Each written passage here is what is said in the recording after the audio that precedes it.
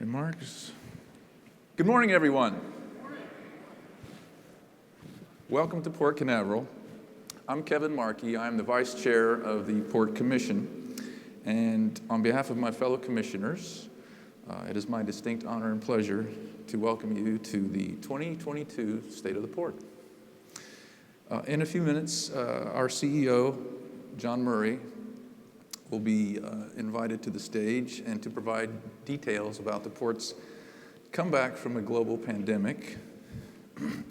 He'll also share what's on our horizon for the coming year as we continue to power up for 2023. Before we get underway, please stand and we'll say the Pledge of Allegiance. Where do I go? I pledge allegiance to the flag of the United States of America and to the republic for which it stands, one nation, under God, indivisible, with liberty and justice for all.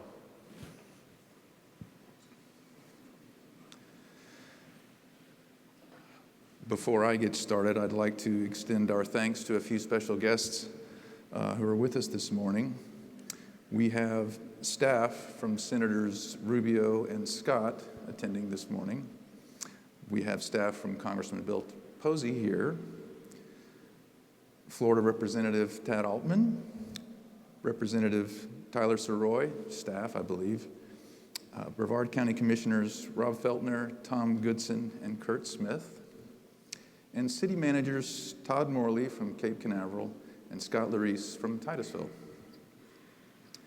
Some of our federal partners in attendance are the Army Corps of Engineers, Coast Guard, including Captain Janet Espino-Young, Captain of the Port, Jacksonville, U.S. Army's Surface Deployment and Distribution Command, Customs and Border Protection, and the Navy Ordnance Test Unit.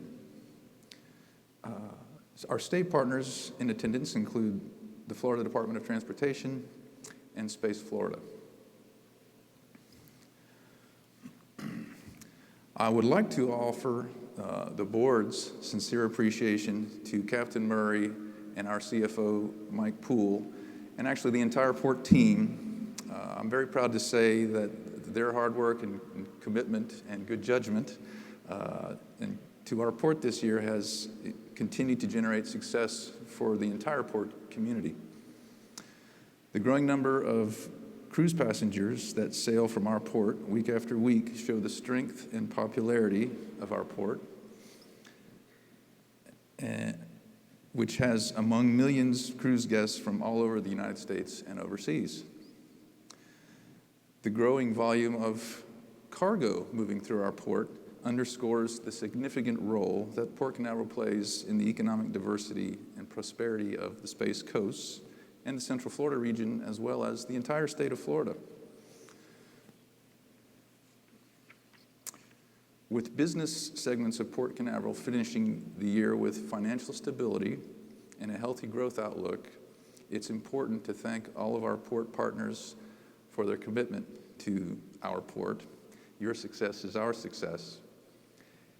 And finally, with fiscal year 2022 in our wake and a very promising 2023 on the horizon, my fellow port commissioners and I extend our deep appreciation to our port community for your continued support of our mission.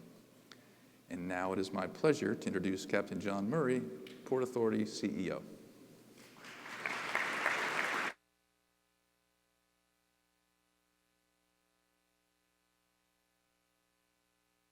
Hey everybody. Thank you for coming today. I see a lot of familiar faces in the audience and really glad to have you all here today.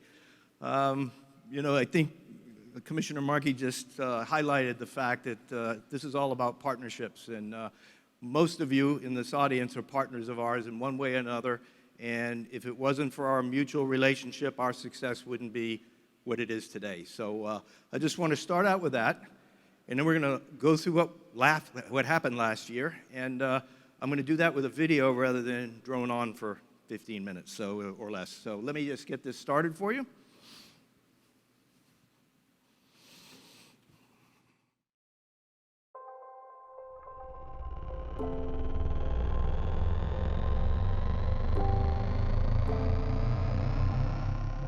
It's incredible how far we've come in just 1 year. In fact, in just the last 6 months. Last year, at this time, the cruise industry was still in the recovery stage. This year, we're seeing record levels of cruise passengers. What a comeback story for Port Canaveral and the cruise industry. When Omicron spiked in late December, the CDC issued warnings to avoid cruise travel. This trip coming just a few days after the CDC released new guidance saying all travelers, even vaccinated, should avoid cruising amid the spread of the Omicron variant. The agency is advising people to avoid cruises regardless of vaccination status. A few months later, the CDC removed guidelines for cruise lines, saying the industry, quote, has the tools they need to prevent and mitigate the spread of COVID-19, end quote. Throughout the pandemic, we collaborated closely with our cruise partners to chart a course that would restore cruising to pre-pandemic levels or more. This summer, the pent-up demand for travel was evident as cruise travelers returned to cruising in full force, averaging over 100,000 passengers a week. All of our planning and hard work with our cruise partners has brought us to this point. The other 3 segments of our business, cargo, real estate, recreation, have been strong all year. $116 million in revenue and counting. And next month, the world's biggest cruise ship will home port here, Royal Caribbean's Wonder of the Seas. After difficult times during the pandemic and the shutdown of the global cruise industry, Port Canaveral leadership recently approved its biggest budget ever. The port's new fiscal year started on October 1st, and the CEO is projecting another record year of revenue. This year, the port CFO says they have seen 3.7 million multi-day cruise passengers. But even with their success on the cruise ships, they hope to expand even more. Cargo operations at Port Canaveral continued to build in fiscal year 2022. We worked closely with our cargo partners to accommodate increased demand for products, resulting in making this the best cargo year for the port, with record volumes of lumber, petroleum products, aggregates, fertilizers, juice concentrate, space components, and other commodities. The diverse cargo at Port Canaveral requires us to maximize berth capacity by expanding existing infrastructure.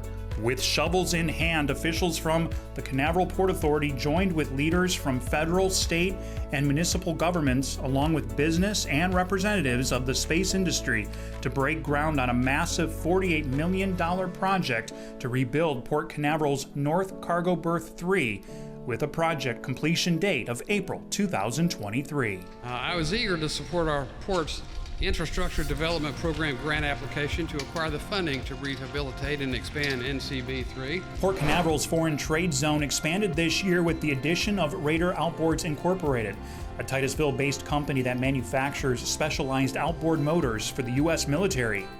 And Melbourne Orlando International Airport came aboard as well as a new FTZ operator for the receipt, storage, and distribution of jet fuel for international flights operating from the airport.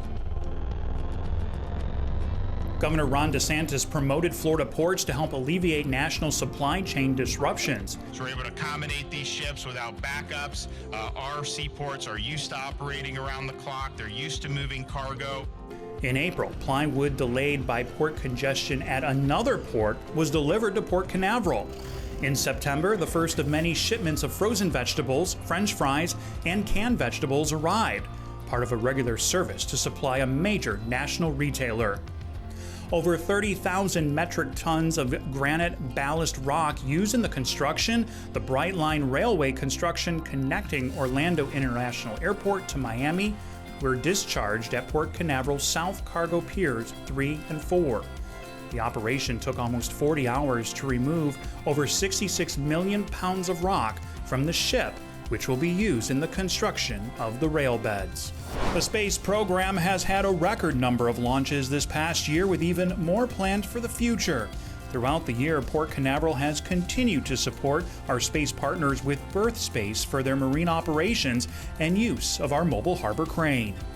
As a result of the record number of launches, Port Canaveral partnered with the U.S. Coast Guard for a ports and waterways safety assessment to ensure mariners' access to the port remains a priority. Plans by the Brevard Zoo to build an aquarium and conservation campus at Port Canaveral took another step forward as zoo officials continue to develop new concepts with the goal of construction beginning in 2024 and a planned opening in 2027. In December, visitors to Port Canaveral did a double take with the arrival of the new Staten Island Ferry, constructed in Florida and destined for New York City. And in May, Cunard Cruise Line's Queen Elizabeth sailed from Southampton, England to Spain and stopped at Port Canaveral for a royal port of call visit. In mid-September, Florida Lieutenant Governor Jeanette Nunez visited Port Canaveral for a rolling briefing tour of our port on a particularly busy day for cargo, cruise, and commercial space operations. The Lieutenant Governor was given an up-close look at our facilities and waterfront from all aspects of the port. She met with our port tenants and cargo customers, getting a full appreciation for how Port Canaveral is a significant economic driver for the Central Florida region and our state overall. Our recreation facilities continued to welcome high numbers of visitors. This past year, we introduced a new online reservation system for Jetty Park Campground. Commercial fishing is an important component of the port's mission, but this past year has not been without its challenges for this valuable industry. Shrimping began the year in good shape, but increased foreign imports and rising fuel prices have impacted the local harvest of white, red, and brown shrimp, as well as hoppers and rock shrimp. As for fishing, the year overall saw good demand for above average catch volumes, but with lower than normal quantities of popular fish like kingfish and grouper. More ships, bigger ships is the theme of this past year, as our cruise partners brought some of the world's largest, newest, and most sophisticated cruise ships home to Port Canaveral. In June, the Norwegian Prima was floated out from her dry docks in Venice, Italy, the first of 6 in a class of new builds for Norwegian Cruise Line. The Prima will make Port Canaveral her home in December. Also in June, Port Canaveral welcomed home Disney Cruise Line's newest ship, the Disney Wish, as she arrived in the U.S. for the very first time. She was greeted with a big Disney party and christening ceremony featuring all of the Disney characters. The new ship, powered by LNG, liquefied natural gas, is the second LNG-powered cruise ship to call Port Canaveral home at America's first LNG cruise port. Norwegian Cruise Line deployed the Norwegian Getaway to Port Canaveral, offering 5 to 10 night sailings to the Eastern and Western Caribbean and the Bahamas. We also welcomed the Norwegian Joy in August as our new port of call ship. She made several visits to Port Canaveral on her way to the Bahamas and the Caribbean. In early November, we welcomed Royal Caribbean's Jewel of the Seas. This Radiance-class ship is the 4th ship to home port at Port Canaveral. And we welcomed home the largest ship in the world, Royal Caribbean's Wonder of the Seas, as Port Canaveral's newest home-ported cruise ship with sailings to the Eastern Caribbean and Royal Caribbean's private island in the Bahamas. Thanks to our people and partnerships, there's no doubt the opportunities for our port continue to grow. It's full speed ahead with even more possibilities on the horizon.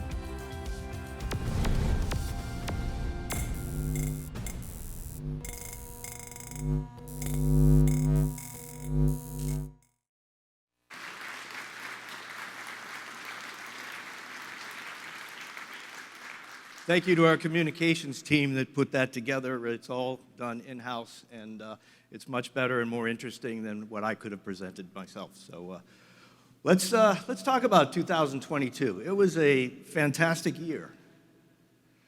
I'll give you a couple of highlights and how the year went. There's only a few I'm going to touch upon. First is we had a restart of cruise. When we started our budget, we had to do this in 2021. And we have to estimate what's going to happen. At the time, we were still in lockdowns with the CDC. We were just starting to come back. We had the Mardi Gras was our first ship in July of 2021, but we had to predict how the rest of the year was going to go. So we put a budget together that was predicated on starting slowly with 50% capacity on the ships, moving up to maybe 75%, and we thought that was pretty optimistic. And as it turned out, it was very pessimistic, and our year has been stronger than we thought it would be, and we'll come back to that in a minute. Second thing is we have a lot of new and diverse cargoes coming through the port that we did not have in the past. And some of this is a result of the congestion that you've heard in LA, Long Beach, Savannah, Charleston. All of the container ships that were getting stuck pushed a lot of the business, some of the business that was formerly in containers, back into what we call break bulk or bulk mode. So we were the beneficiary of some of that business, particularly on the refrigerated container side, and some of the carriers have since said that they're not going to put all their eggs in one basket again. So there's been a new order for refrigerated vessels just placed recently, and we looked at that business will continue to flow through here in the foreseeable future. So that's exciting. We also had the ballast rock for Brightline. That was for both the Orlando to Cocoa section, and there's points south that the rock has been used down there too. It's the ballast that's on the rock, the rock ballast that's on the bottom surrounding the tracks. Our recreational businesses normalized again. We did pretty well with them during the pandemic, but we also rolled out the new reservation system at Jetty Park, and that's working well. And our port tenants and business partners have all had steady growth. We've shared in the success that we had in this past year, and I'm happy to say that we did it all together. So let's look at 2022. Our cruise revenue came in at $99 million. That's a new record for us. Our cargo was $18.5 million, also a new record. Our non-ship, which is our recreational business and tenant real estate leases, et cetera, came in at 10.6. But our combined operating number was $128 million. We had budgeted $108 million. So we did quite well. Our cruise revenue started out slowly. We did start with the 50%, and then it got up towards 70. And then in January, we had Omicron. January is traditionally a lower month for our cruise volume, and Omicron hit, and it made it even a little bit worse. But we recovered quickly, and by March, April, with spring break, we were hitting on all cylinders on the ships, still operating at less than 100% capacity until June, when the CDC lifted their restrictions on the cruise industry and allowed it to self-regulate, at which point we hit it out of the park in July. And August and September are traditionally lower months for us, but they were exceptionally high anyway for us. So cruising came back very, very strong in the last 6 months. Our cargo revenue was steady all through the year. It increased, as you can see, particularly in the last 6 to 7 months. That's due to new cargoes coming through the port that hadn't traditionally come through here before, plus the lumber. A year ago, I stood up here and said, if you go around the port, you're going to see lumber everywhere. Well, I wasn't right then, I'm right now. The lumber is even more places today than it was a year ago. And part of that is the success that we've had with the lumber shippers. We offer a product that Miami, Everglades, Jacksonville, Savannah, Charleston, they're so embedded with containers that lumber is hard work for them, for lack of a better description. We're out there front and center, and we'll say bring it to Port Canaveral. So that lumber is not only going into the Central Florida market, it's actually going up through the whole southeast of the United States. And that cargo is coming through Port Canaveral because we do it well. Our non-ship revenue, steady through the year, a little bit stronger in the November-December range, and of course in June, July, August, when the kids are out of school, we have a lot more in the campgrounds. We put it together here on our total operating revenue for the year. You can see that the second half of the year was much stronger for us than the first half. So sorry if I'm blocking that. So we really did make a comeback starting from March onward. So how did we get here? Well, first, we did 4.1 million passengers last year, passenger movements, which is not our highest ever, but it shows that we bounced back pretty quickly because the prior year was 0 passenger movements.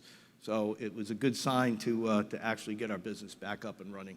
We had 11 home-ported ships in Port Canaveral last winter season.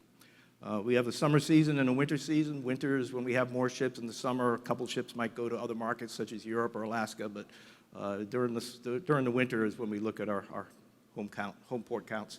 The highest we ever had home ported before was in 2019, our last full year of cruise, and it was 9 ships. So 2 more ships to the winter season. We did 792 ship calls. That's more than 100 more than prior 2019, which I'll compare a lot of our numbers to 2019 because that was our last full year of cruise operations.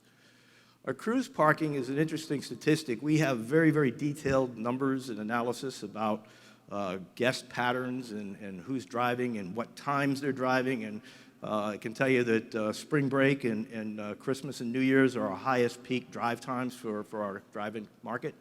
And generally, we keep an average number of how many guests board the ship for every car parked. And traditionally, it's been somewhere between 10 and 12 guests board the ship for every car that we park in our parking lots. This past year, it was 7. A lot more people are driving. And the question is that post-COVID, people are driving more? Is it a permanent change in the market? We've been very cautious about doing any sort of expansion in parking areas because we didn't know if this was short-term or longer-term. I can say today it's still the same. So it may be a whole new paradigm. It may be the types of ships we have now, but we watch it very carefully and make sure that we allow ahead of time enough parking spaces for our guests before they arrive. So going into cargo, we had a great year. Lumber up 43%. Didn't think that was possible, but there you go. Fertilizer was new business that just started the year prior, and it was up 38% this past year. Petroleum's back up again because people are driving and the planes are flying again. And a large component of what comes through Port Canaveral is jet fuel. We also have the new operation with TUI down in Orlando Melbourne Airport, and a lot of our international fuel is going to them through our foreign trade zone status. Aggregates, once again, road construction, granite, limestone, those are up 17%. So we look at a 15-year perspective, we missed a couple of years, 20 and 21. We're back on track if you follow that graph. And it was a great year for us in 2022, despite the adversity we had in getting started again. So where are we going? Good question. We have some near-term priorities. First and foremost is let's continue to focus on what we do well. And I like to, tagline it with let's excel at what we do well. And that's what we need to do here. We do some things exceptionally well. We're very, very top-notch in the cruise market. We're top-notch in some of the cargo commodities that other ports don't handle well, and we do. So we should capitalize on those opportunities going forward. We need to maintain our operational excellence and partnership satisfaction. One of the challenges we have is, it's I can put it to you in maybe football terms. It's a lot easier to get to the Super Bowl in year one. It's a lot harder to get it the second year in a row or the third year in a row. And, we've hit this out of the park in this past year, and we're sitting at the very top of what we do. We need to maintain what we do and do well so we don't lose it. We have to solidify what we have and maintain it going into the future. We also need to manage our growth with finite resources. For those of you familiar with Port Canaveral, we've got the map of it there. The top is split in half, and the right side of it's all property of the United States Air Force, Space Force. The bottom portion is us, and the portion to the left of the fuel tanks is us. That's not a lot of land for us, not a lot of bulkhead. Bulkhead is the interface between the water and the land. That's the most valuable commodity that a port has, and we don't have enough. So we'll touch on that again about what we're doing about it in a second. We need to also continue investing in our future. Over the years, we've invested in cruise terminals, roads, a lot of different things in Port Canaveral. We need to continue to do that if we're going to be successful and be able to expand going forward. We also need to make sure anything that we do has long-term business viability. We're not going to try something just to see if it works or not. It's got to be a proven business tactic before we're going to take it on. So let's talk a little bit about 2023 business. Talk about our cruise outlook, because we do have an exciting year ahead of us. We're going to have 13 home-ported ships this year. Remember, 9 in 2019, 11 last year. We've got 13 this year. Big jump. We're budgeting 5.8 million passenger movements. I'll come back to that in a minute. We have 904 cruise ship calls scheduled this year. That's more than 100 additional calls over 2022, our most successful year. We are also going to have 99 provisioning calls. We call them port of calls or provisioning calls. These ships are home ported in northern cities, New York, Baltimore. It's very expensive to provision the ships up there, so they'll come by Port Canaveral, we'll provision the ships here, and then they'll go off on voyage into the Bahamas. The beauty for that is we do get some local business off the ships with passengers that do get off and enjoy some of our local opportunities here in Port Canaveral. So that's unusual. Most ports don't have as many provisional calls as we do. So we're lucky because of our geography that we're able to take advantage of that. If we look at our cruise ship lineup, first we've got the Carnival Magic, one of the premier vessels in Carnival's fleet, and the Carnival Freedom operating at Cruise Terminal 6. That's on our north side. We also have the Carnival Liberty. She's been here a while, but she's a favorite ship of the community, always sailing full. She's out of this terminal, Cruise Terminal 3, as well as the Carnival Mardi Gras, which is one of the flagship vessels in Carnival's fleet. That's the one that's powered by liquefied natural gas, and she's been operating cleanly now for a little over a year. We also have at Cruise Terminal 8, Disney Cruise Line. First ship is the Disney Wish on the 3- and 4-day product. The Disney Wish is also powered by liquefied natural gas, and she started her operations in July here at Port Canaveral. She'll be here for foreseeable future, as will the Disney Fantasy, which is a 7-day product. The MSC Cruise Lines is calling. As you recall, a year ago, I announced that they were starting an operation here. Well, they've been growing their operation over the past year. We had the MSC Divina through the summer. She just left, and the MSC Meraviglia is back. The Meraviglia is a much newer ship. It's a nice ship, and it'll be operating at Port Canaveral through the winter. In the spring, the Meraviglia will depart to New York, and then we'll see her every week on port of calls because she'll be provisioning here. The MSC Seaside will replace her, an even newer vessel and an exciting design that is very family-oriented, so we'll be excited to see her next summer. Norwegian Cruise Line. NCL has given us a lot of business this year. There was some, with the Russian situation with Ukraine, a lot of the itineraries for Europe and the Mediterranean changed this past year. And as a result, the Norwegian Getaway canceled their European rotations for the summer and chose Port Canaveral as a substitute port of call for their vessel through the summer. So we've had the ship here since June. It's great that NCL had that trust in us to fill their ship for them in time of need. There were no advance bookings, so it was a last-minute decision, and we rose to the call because the ship's been quite successful here and will, in fact, come back next summer. So we're excited about that, too.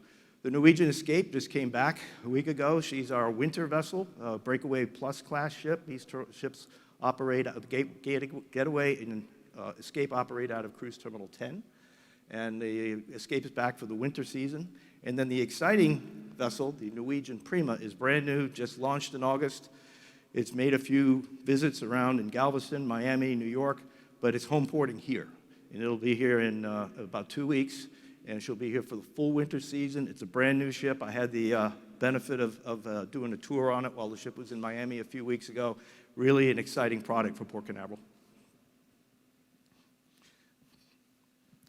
Last but not least, Royal Caribbean. Royal Caribbean has brought in the Jewel of the Seas. We had a short blurb on the video with that. She's one of their smaller vessels. She and the Mariner of the Seas are operating out of Cruise Terminal 5. Perhaps a year ago I said Cruise Terminal 5 is rapidly falling into being too small to operate at Port Canaveral. We did some expansion to the piling systems out there to see if we could put bigger ships in. I'll tell you right now, it's going to be the busiest terminal through the winter season. We'll have 3 ships operating out of Cruise Terminal 5. Independence of the Seas is one of our most successful vessels here for Royal Caribbean. She operates out of Cruise Terminal 1, as does the Wonder of the Seas, which we just talked about. It's not only Royal Caribbean's largest ship, it's the largest cruise ship in the world right now. So we're very, very excited to have that. This is her inaugural season. She was just delivered early in the spring, ran through the Mediterranean for the summer, and now we've got her for the next 2 years. So let's just talk a minute about what this all means. If we go back to 2019, and I like to do that because it was, again, our last full year of cruising, we had 686 cruise ship calls. Our capacity, and I call this capacity basis double occupancy, it's an industry standard. You count up the cabins on the ships, you multiply it times 2, and that's what the occupancy is. And that's how the public companies report their numbers in their financial statements. So we use the same metric for the port. So if you look at what our 686 ship calls created, a capacity of 3.8 million at double occupancy. However, we moved 4.6 million guests through the port. And the reason you do that that we do that is because the cabins have more than 2 bunks in there for 2 people. So you might have 3 or 4 depending on the ship configuration. So the actual capacity will almost always be higher than will always be higher than the double occupancy. So let's jump ahead to 2022. I put this slide up last year. We had some modifications to it just because of some ship call changes during the year, the addition of the Getaway. We had 1 ship that didn't get here on time. So we ended up with 792 calls.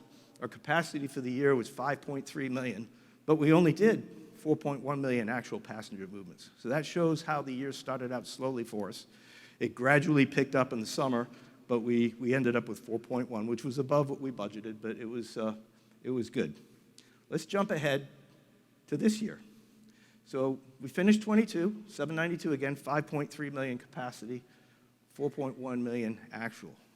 This year, we're going to have 904 calls, 6 million passenger capacity at double occupancy.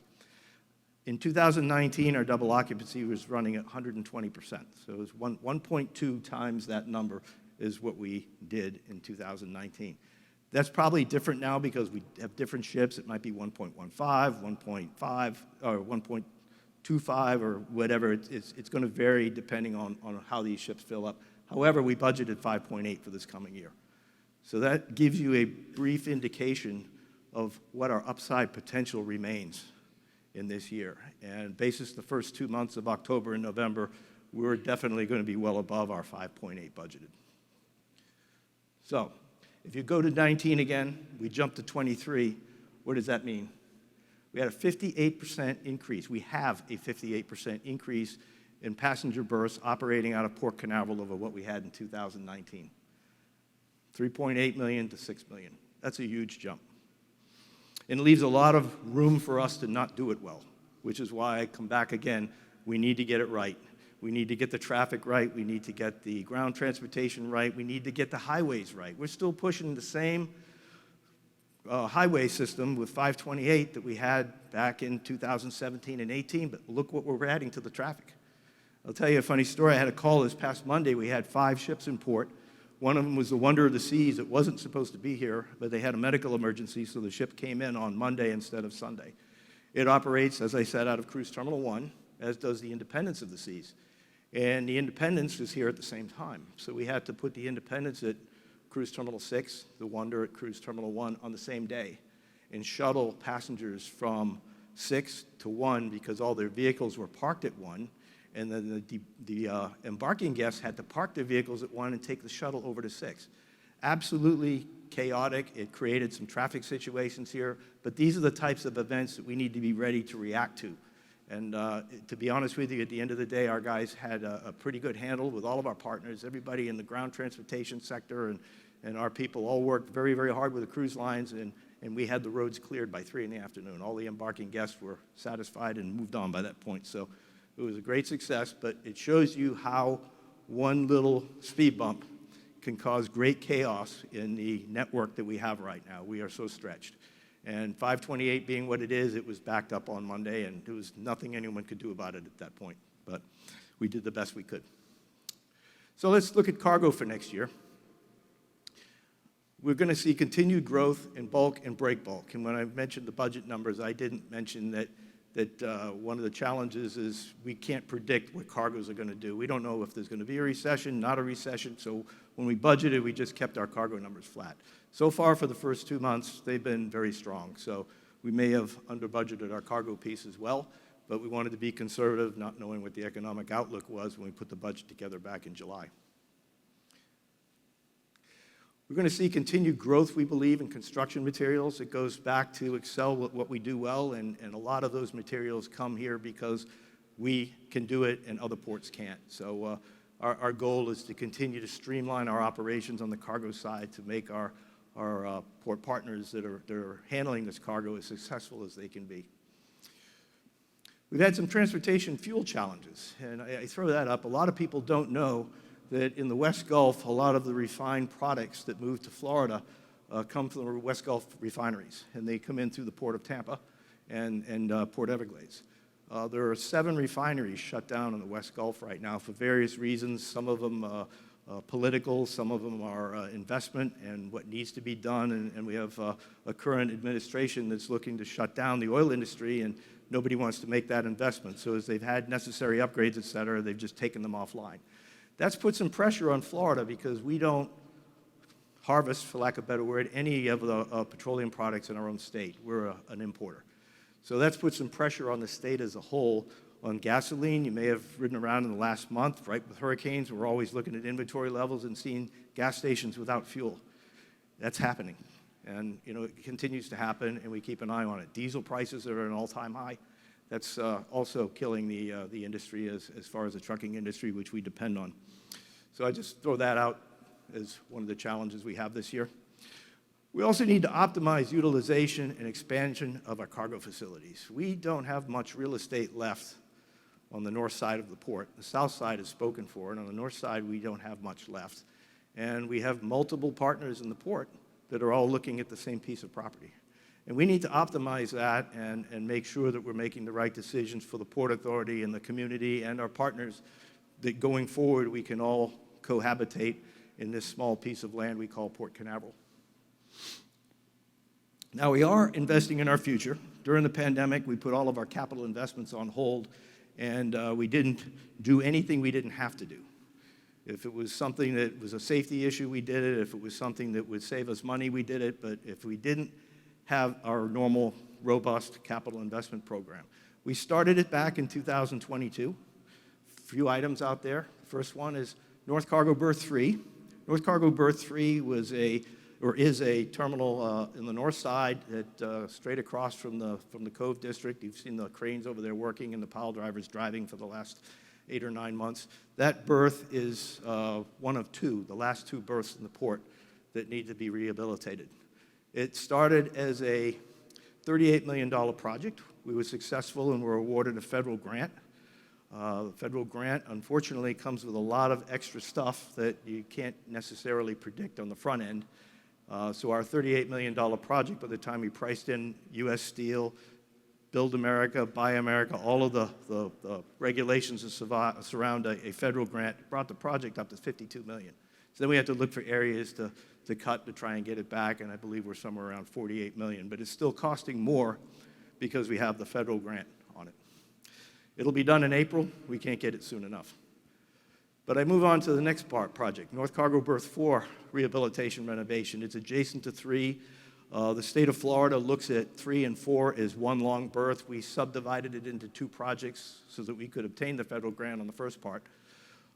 We also put in on a federal grant the infrastructure bill that was passed and has become the infrastructure law now that we can apply, and there's plenty of money out there for the next 8 years to build with federal money. There's a set-aside for ports that was set aside in the May timeframe.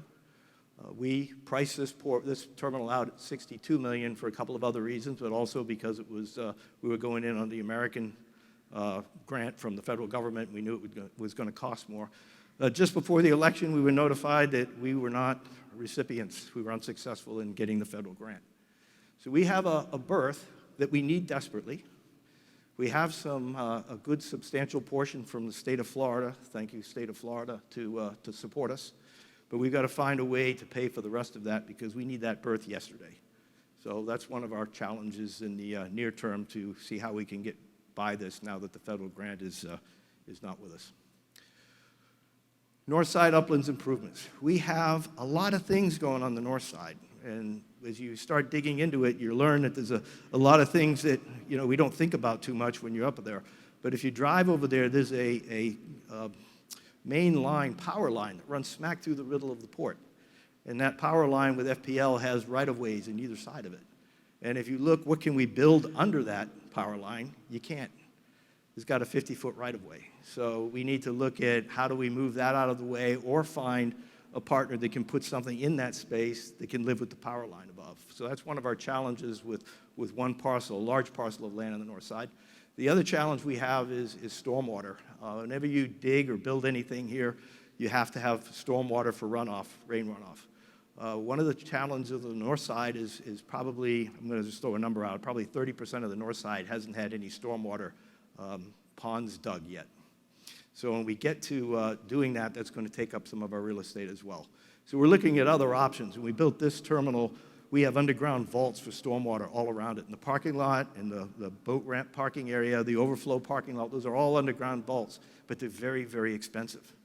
And we're looking at a technology now that we're hoping we can use. It just proved to be very successful during Hurricane Ian in Port Tampa Bay and also down in a large neighborhood down in the, I think it was Collier County.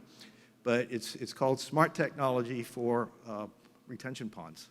And basically, there's a weather station that it draws the pond down in advance of a weather event. And we think we can do that here, and they just did it in Tampa Bay, and it was quite successful. And that might yield us some extra real estate on the north side. So that's one of the other items I wanted to mention. We also have road improvements we need to do up there. We're looking at a traffic light movement to a different location for safety reasons with FDOT. And because our space partners are bringing in different vehicles and recovery items, we have to look at the road structure up there and make sure we can accommodate their vehicles as they come off the floating devices and head back up to the space station. So we're working on those as well. We also have a second mobile harbor crane on the way. We ordered it a few months ago, and it will be delivered prior to the end of the year. And when we get that new crane, our intention is to retire one of the two older ship-to-shore cranes that we have on the north side at North Cargo Berth 6. So long-term priorities. We need to maintain our premium position in cruising. We've done a lot of work to get where we are today, but you can see that the number of guests going up in the 50 percentile plus is a major burden and challenge on our infrastructure. We're pushing the limits in some areas right now, and we need to make sure we have the right solutions going forward so we don't lose that premier position with our cruise partners. We need to continue to diversify our cargo portfolio. We've done a pretty good job in the last year, but we need to continue to do that and bring in different types of cargo. We need to be very supportive of our commercial space operations. We've had one operator basically for the last 4 or 5 years that's been operating in Port Canaveral. We could have 4 in 2 years, all with the same concept of operation of offshore recovery, come back to the port and refly. The challenge we have is we have limited resources on bulkhead, and that's why I keep coming back to the need for Berth 4. We have, everybody's got a fleet of ships that they want to bring in, and we're going to get to a point, it's going to be like a cargo ship, where we conduct operations, we'll make sure your booster gets off, but you got to take your stuff somewhere else. We can't have it here in Port Canaveral because we just don't have space. We're not there yet, but we're going to get there as we start bringing more and more traffic into the port. Lastly, I've come back to it again, 528 expansion. I've been here 7 years. In February, we've been talking about 528 expansion since I arrived at the port. 401 bridge replacement, same thing. We got to get these projects done. Our infrastructure is so demanding right now on these two roadways that it's creating a problem. We had that traffic jam on Monday that I just mentioned. We were getting phone calls from our cargo operators. They had 100 trucks that couldn't get in to take cargo out of the port. We can't have that. We've got to get this road expansion completed and the 401 bridge replaced. And on the 401 bridge, there's a public meeting in February where FDOT will present their concept of design, and I hope many of you will be able to attend that and see what they're thinking. Lastly, large-scale development projects. As I said, we had 5 terminals in 2019. We have 6 today. All 6 are running pretty much at capacity. We don't have any place. If one failed and we needed to put a ship somewhere, we don't have a backup plan right now. That's not a good thing. So we're going to have to start looking toward the future. We're going to need another cruise terminal. I'm not saying where it is because we haven't decided. We have options. We have our master plan. It's on our website. Anybody can look at it and see what the potential options might be. But we're going to start looking at that. We also have to look at the parking situation. And if you drive around the port, we have vehicles parked everywhere. We're jammed up with parking for cruise guests. Our off-site partners, the off-site lots, they're all jammed up.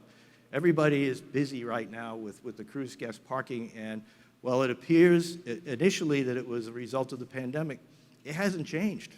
We're still getting a lot of drive-in traffic, and I think we're going to continue to get the drive-in traffic, because if you look at our lineup of cruise ships, we got some of the coolest, newest ships in the world right here at Port Canaveral, and people are driving to get on those ships.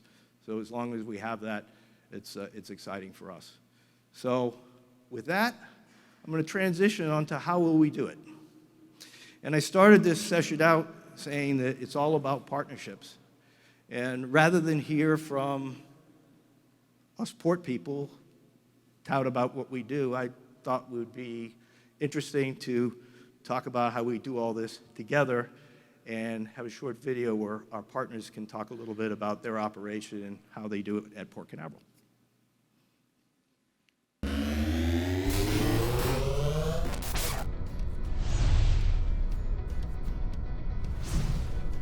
2022 actually started out a very good year. Our golden topfish season was a great season.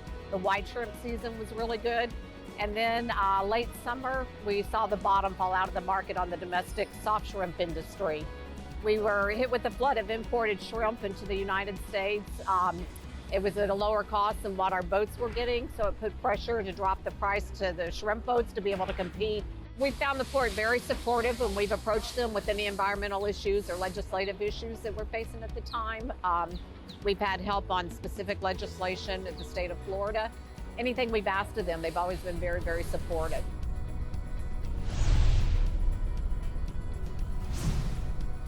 We have been a port tenant for about 18 years and truly has enjoyed it. We've been able to grow within the port and together with the port. So we are a foreign trade zone at 136, and it's a huge benefit to us, but really to our clients, to be able to bring in international freight and put it into our zone and export it again, which is what we do for the cruise ships and cargo ships for that matter. Working with the port has been extremely easy.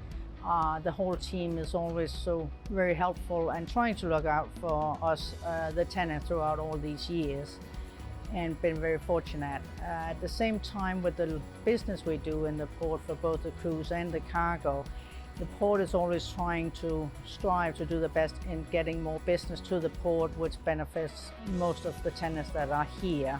Lehigh Hansen is part of Heidelberg Cement Company.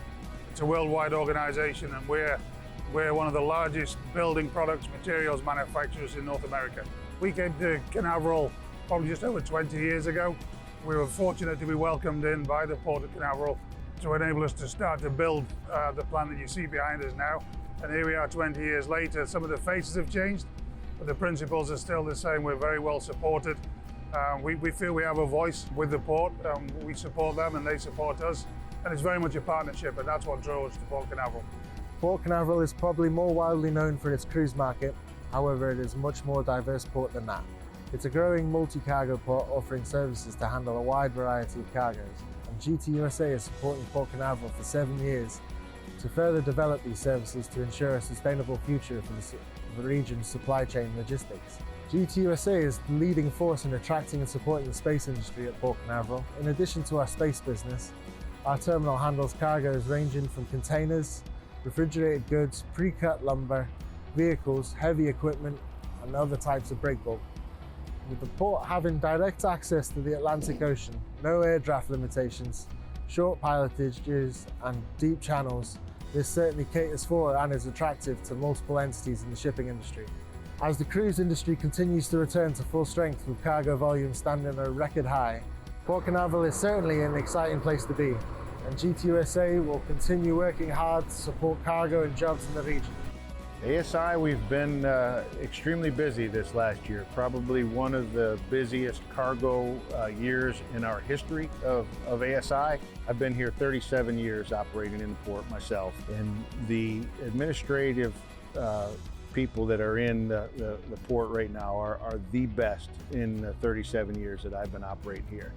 The Port Authority is phenomenal for the assistance, the timeliness for getting back to coming up with creative ways where we put cargo in places this past year where we've never put it before, and the port has been great to work with that way.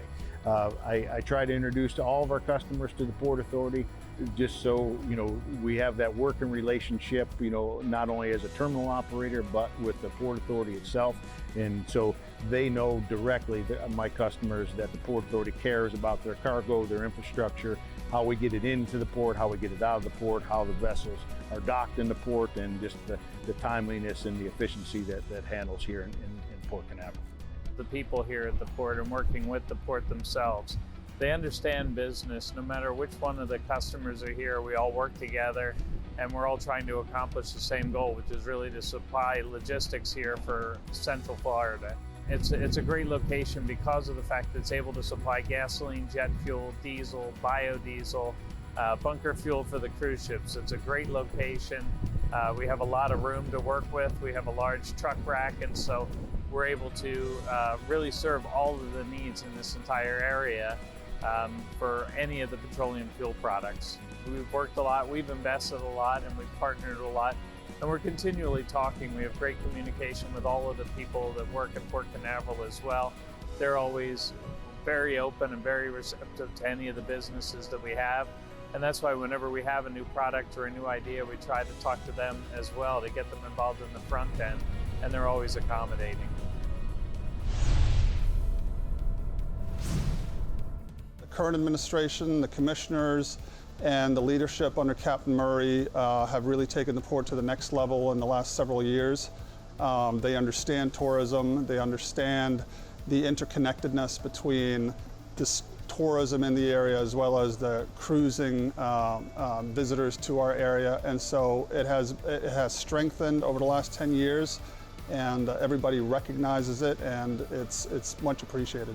Luckily, the administration did everything they could to work through these issues and keep the core group together. We've come out on the other end much stronger, and I think the future is very bright for Central Florida, for Port Canaveral, and for our local tourism market. We have a great partnership with Port Canaveral. There's great communication. They have a great relationship with most of their companies there. It's very organized there. They're always super helpful. You can't walk anywhere around Port Canaveral without finding someone to help you. Since the pandemic, we've definitely just been growing more and more again, trying to reach pre-COVID levels. So we've definitely started expanding and trying to reach more people. We recently started Airport Canaveral, added that as a DBA to 888 Transportation for more of our airport brands. So we're definitely trying to encourage and grow our airport business and shuttles. So yeah, we've had a great relationship with Port Canaveral over the last 10, 13 years, and we look forward to the years to come. We're both growing, not just us, but Port Canaveral and the port. All transportation companies around us and airports as well. We just have a great relationship. I think maybe the pandemic brought us all closer together in terms of what our business objectives are. But we feel like we have a great working relationship with the port. Our guest is the guest of the port. We're committed. Our mission is to make sure that the cruise passenger has a great experience both upon arrival and then as they leave us. We want them to come back to us. So, we're just in lockstep. Port management's very receptive, always accessible, and that's huge for us. The port staff are fantastic to work with. So we're thrilled to be a partner, if you will, with Port Canaveral. We feel like, we're kind of all on the same team, and we're totally committed to doing our part to make Port Canaveral #1. I mean, we're extremely bullish on Port Canaveral. In fact, this hotel is brand new and was built to service that room demand that's generated by the cruise passenger traffic. Like I said, we feel strongly that port management, both the commission and port management, have done a great job positioning Port Canaveral to be #1. And so as we look ahead, we see nothing but smooth sailing, so to speak.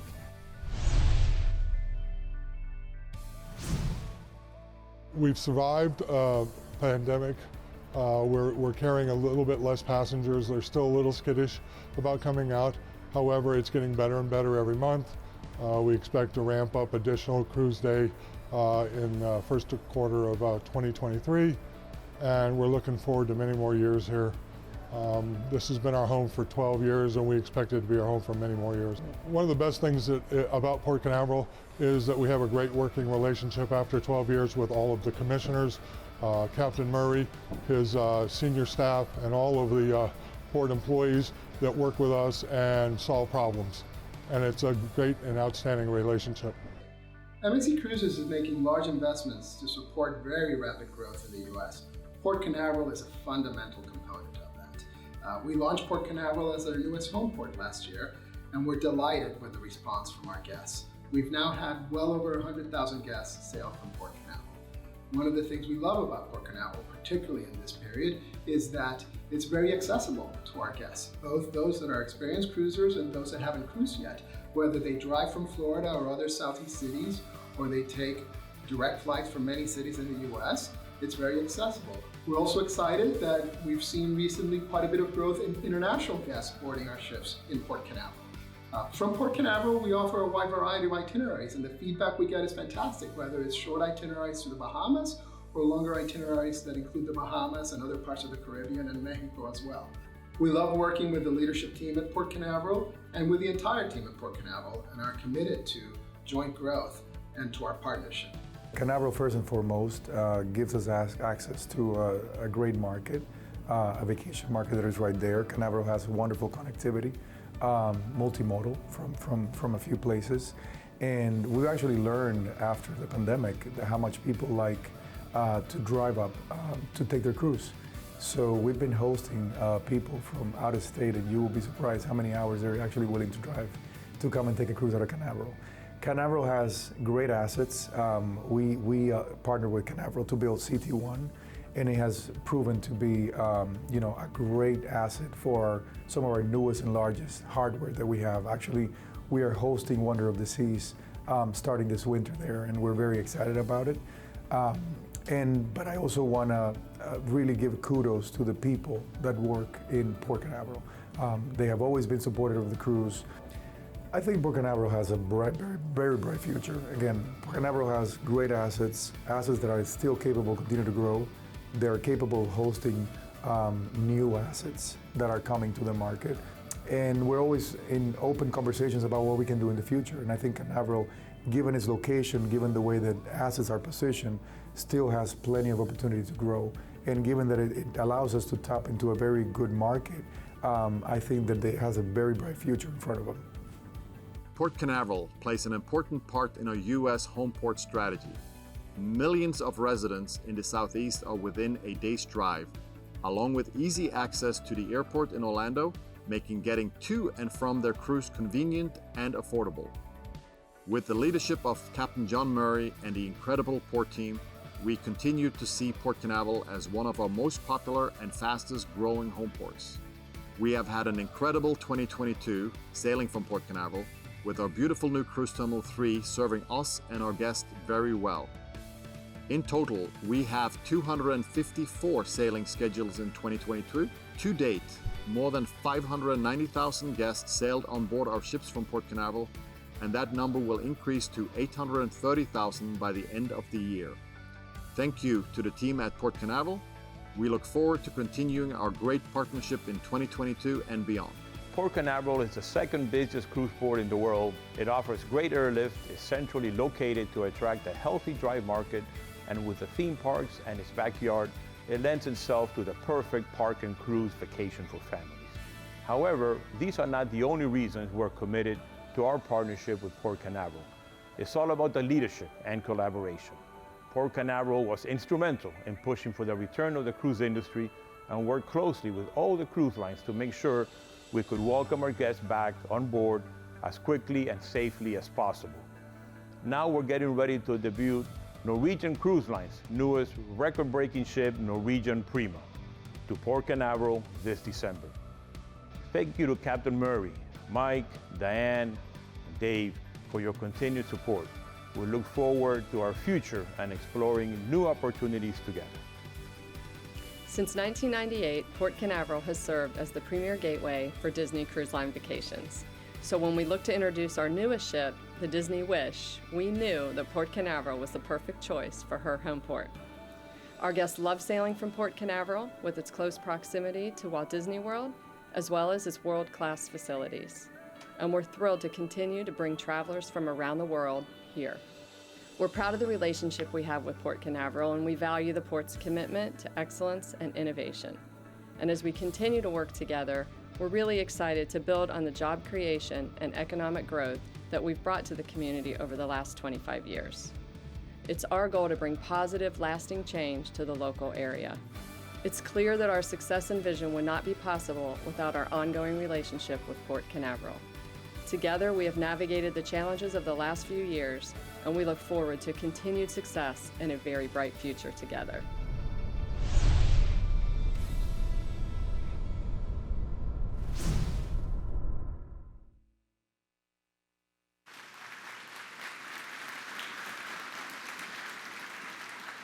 And that's our presentation today. What I do want to say thank you to all of our port community that helped participate in creating this film.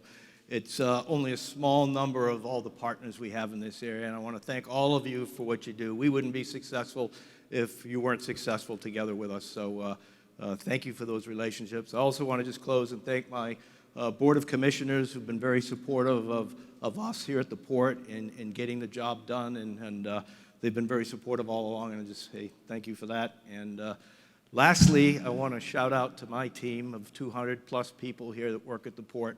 My job wouldn't be as easy as it is if it weren't for them. So thanks to everybody that works for Port Canaveral. That's it. Have a great day.